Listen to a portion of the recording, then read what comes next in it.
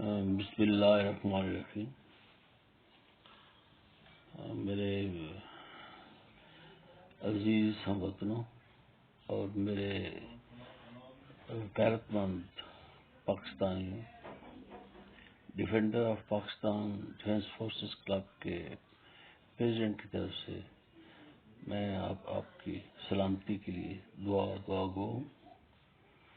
اور آج ہمارا یہ 13واں ویلاگ ہوگا ڈیفینڈر آف پاکستان کے سبجیکٹ میں۔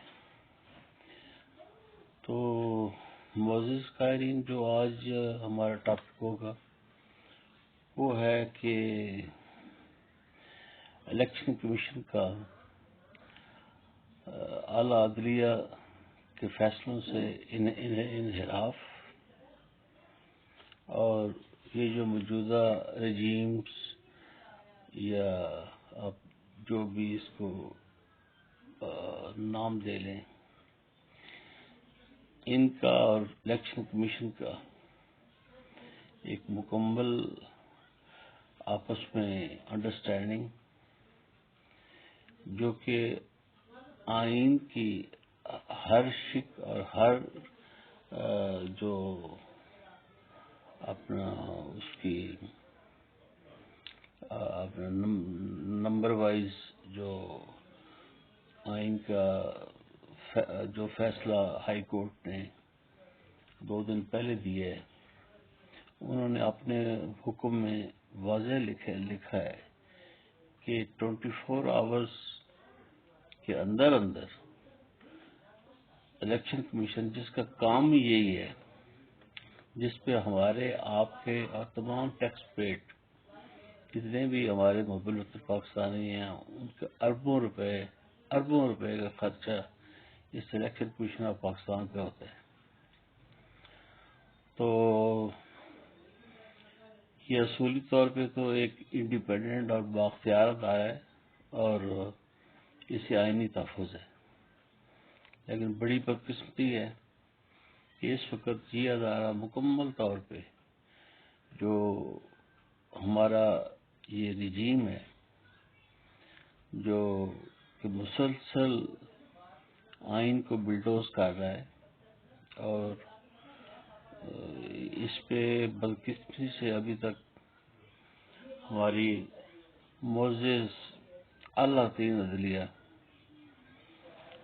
جن کے پاس لامتناہی اختیارات ہیں، یہ کوئی پہلی ان 10 مہینوں میں اس حکومت کی یا اس الیکشن کمیشن کی وائلیشن کی یہ مثال نہیں ہے، لیکن یہ نہایت ہی جو ہے وہ پریشان کن اور تشویشناک ہے، کیونکہ اگر اس طرح کا رجحان چل نکلا تو پھر تمام تمام دوسرے ادارے، پرائیویٹ ادارے جو کہ 73 کا آئین کا ایک ڈھانچے کے تحت اپنے فنکشنلی کام کر رہے ہیں، تو ان کا وجود ختم ہو جائے گا۔ تو اس سلسلے میں آج بھی بہرحال ایک ریٹ دوبارہ امپلیمنٹیشن کی معزز عدالت کے پاس ریٹ دائر ہو چکی ہے، لیکن یہ جو روزمرہ کی جو یہ کھلبلی اور جو آنکھ مجولی آئین کے ساتھ کھیلی جا رہی ہے، اسپیشل جو ہے وہ آپ کے چیف الیکشن کمشنر اور ان کے ممبران جس بے دردی سے جو ہے وہ پک اینڈ چوز کا معاملہ اور وہ اختیار کر رہے ہیں، تو اس سلسلے میں ایک بہت بڑا آئینی بحران پیدا ہونے کا خدشہ ہے۔ تو اس سلسلے میں میری گزارشات یہ ہیں کہ پہلے تو صدر پاکستان، جو کہ سپریم کمانڈر آف پاکستان بھی ہیں، اور ان کا سب سے زیادہ یہ گورنر کا عہدہ یا یہ سارے جو ہیں یہ صدر ہی ہوتے ہیں۔ صدر پاکستان کا عہدہ ایک الیکٹڈ عہدہ ہے جو تمام صوبوں کی اسمبلیوں، سینٹ اور قومی اسمبلی کے ممبران کی منشا اور مرضی سے جو ہے وہ میجارٹی سے جو ہے وہ صدر پاکستان بنتا ہے. تو وہ اب وقت آ چکا ہے کہ وہ اپنا رول ادا کریں ملک کو بچانے کے لیے. اور دوسرا جو ہے وہ کیونکہ 90 ڈیز کے اندر اندر یہ باؤنڈ ہے الیکشن کمیشن آف پاکستان، کسی گورنر کی بھی ضرورت نہیں ہے. کوئی بھی سیٹ خالی ہوتی ہے، جیسے پہلے ایک روٹین چلتی آ رہی ہے، وہ 60 ڈیز میں ہوتی ہے. اگر بذات خود اقتدار میں رہتی ہوئی پارٹی، میجارٹی میں رہتی ہوئی پارٹی اپنی اسمبلی ختم کرے تو اس کی میعاد جو ہے وہ 90 ڈیز ہوتی ہے، جس میں آج 32 ڈیز گزر چکے ہیں. تو یہ کافی تشویشناک صورتحال ہے. اور اس میں جو ہے وہ اس وقت جو ہے وہ جو رول ہے وہ honourable chief justice supreme court کا ہے کہ ان کے پاس لامتناعی اختیارات ہیں. وہ انہیں پنش کریں جنہوں نے آئین کی وائلیشن کی ہے. ایک وسیع وائلیشنز کی ہسٹری ہے جو کہ پچھلے 9-10 مہینے سے یہ بگوڑا رجیمز کے کردار اور پوڈلز یہ مختلف ہیلوں اور اربوں سے آئین کی توہین کر رہے ہیں. دوسرا جو ہے وہ اب ٹاپک آئے گا یہ شیخ خلدنوش اور اسپیشل پیٹرول اور ڈیزل کی شارٹیج. جب گورنرز کی کوئی کسی قسم کی بھی ریٹ نہیں ہے پورے ملک میں، تو جبکہ پیٹرول حکومت دعویٰ کرتی ہے کہ ہمارے پاس کافی مقدار میں ہے اور رولز کے مطابق ہر وقت حکومت کے پاس 40 ڈیز کا ذخیرہ پیٹرول کا ہونا چاہیے. اور پیٹرول پمپس جو ہیں وہ اپنا جتنا بھی ان کے موجودہ ٹینکس ہیں، زیادہ تر دیکھنے میں یہ آ رہا ہے کہ بلیک میلنگ جو ہے عام صارفین کو اور معزز اور ہمارے غیرت مند پاکستانیوں کی نہایت ہی ان کو ڈیگریڈ کیا جا رہا ہے، ان کی انسلٹ ہو رہی ہے. ایک طرف جو ہے وہ لمبی لمبی لائنیں جو ہیں وہ آٹے کے لیے لگی ہوئی ہیں، دوسری طرف پیٹرول کے لیے لگی ہوئی ہیں. یہ عجیب تماشا ہے. اس بے ہمتی جو کہ آئین کی شک 14 اور 15 کی شدید خلاف ورزی ہے کہ تحفظ اور آنرز دینا وہ ریاست کی ذمہ داری ہے. وہ ایک ریاست، ایک حکومت باؤنڈ ہے کہ وہ اپنے معزز شہریوں کو ہیومیلیٹ نہ ہونے دے، ان کو ڈیگریڈ نہ ہونے دے، ان کو ذلیل و خوار نہ ہونے دے. تو یہ جو صبح سے شام تک جو لائنیں لگ رہی ہیں، یہ بھی جو ہے یہ آئین کی یہ کس لیے جو ہے وہ ہم ہر روز 150 ارب روپے جو ہے وہ اس اپنا بھکاریوں پہ جو رجیم ہے جو مشتمل ہے، جو نہایت ہی اپنا ناکارہ اور نکھڑ اور بھاڑ قسم کے جو حکمران، جیلی حکمران مسلط ہوئی ہیں. تو ہماری ریکویسٹ پھر دوبارہ ظاہر ہے سپریم کورٹ آف پاکستان سے ہی ہوگی کہ وہ ان چیزوں کا بھی، آٹے کا، شیخ خلدنوش کا چیزوں میں کوئی استحکام نہیں ہے. چلیں جو چیز باہر سے آتی ہے اس کا ریٹ تو کچھ اوپر نیچے ہو جائے، ان میں سے 80% چیزیں ہمارے ملک میں ہی بنتی ہیں اور ان کے ریٹ جو ہے وہ عام صارفین کے ریچ سے باہر ہوتے جا رہے ہیں. من مانی قیمتیں دکاندار وصول کر رہے ہیں، من مانی قیمتیں جیسے ان کی مرضی ہوتی ہے. رول آف جنگل کا اس وقت عملی نمونہ بدقسمتی سے ہمارے پیارے وطن میں جو ہے وہ اپنا لاگو ہے. جس کی لاٹھی اس کی بھینس. پولیس انتظامیہ مکمل طور پہ جو ہے وہ پیسے بٹورنے کے چکر میں ہے. وہ چاہے فلور ملیں ہوں، چاہے کریانہ فروش ہوں، چاہے تھوک کی منڈیاں ہوں، چاہے سبزی منڈیاں ہوں، وہ کسی کو بھی نہیں بخش رہے. تو اس صورتحال میں جو ہے وہ جو لاوا پک رہا ہے، ہر بندہ ہر روز ضلالت کا ٹوکرا اٹھا کے شام کو گھر آتا ہے، تو اس لاوے نے کہیں پھٹنا تو ہے.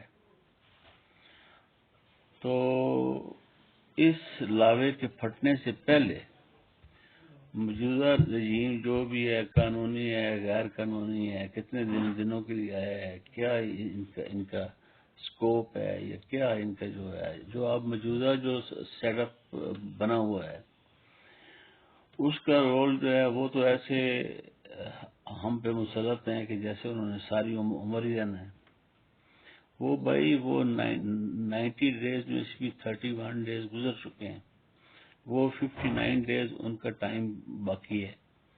آج کل ہر باشعور آدمی آئین کو، قانون کو اور رولز کو وہ جانتا ہے، اور کچھ جو ہے وہ اویئرنیس جو ہے وہ اتنی زیادہ ہوئی ہے کہ ہر آدمی اپنے فیوچر کے بارے وہ بہت ورید ہے.